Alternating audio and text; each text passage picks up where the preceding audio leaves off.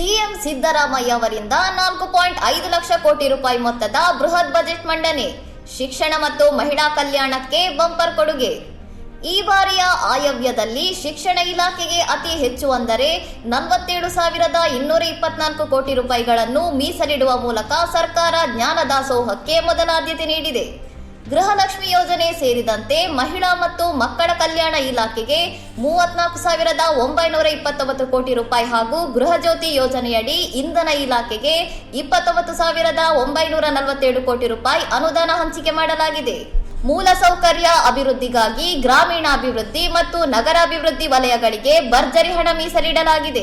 ರೈತರ ಹಿತದೃಷ್ಟಿಯಿಂದ ನೀರಾವರಿ ಯೋಜನೆಗಳಿಗೆ 22,436 ಕೋಟಿ ರೂಪಾಯಿ ಹಾಗೂ ಕೃಷಿ ವಲಯಕ್ಕೆ 8,373 ಕೋಟಿ ರೂಪಾಯಿ ನೀಡಿ ಕೃಷಿ ಪೂರಕ ಅಭಿವೃದ್ಧಿಗೆ ಒತ್ತು ನೀಡಲಾಗಿದೆ. ಆರೋಗ್ಯ ಕ್ಷೇತ್ರಕ್ಕೆ 17,817 ಕೋಟಿ ರೂಪಾಯಿ ನೀಡಲಾಗಿದ್ದು, ಗ್ಯಾರಂಟಿ ಯೋಜನೆಗಳ ಜೊತೆಗೆ ರಾಜ್ಯದ ಸರ್ವಾಂಗೀಣ ಅಭಿವೃದ್ಧಿಯ ಸಮತೋಲನ ಕಾಯ್ದುಕೊಳ್ಳುವ ಪ್ರಯತ್ನ ಮಾಡಲಾಗಿದೆ. ಇನ್ನಷ್ಟು ಸುದ್ದಿಗಳಿಗಾಗಿ ನೋಡ್ತಾ ಇರಿ ಸೌರಂ ಟಿವಿ.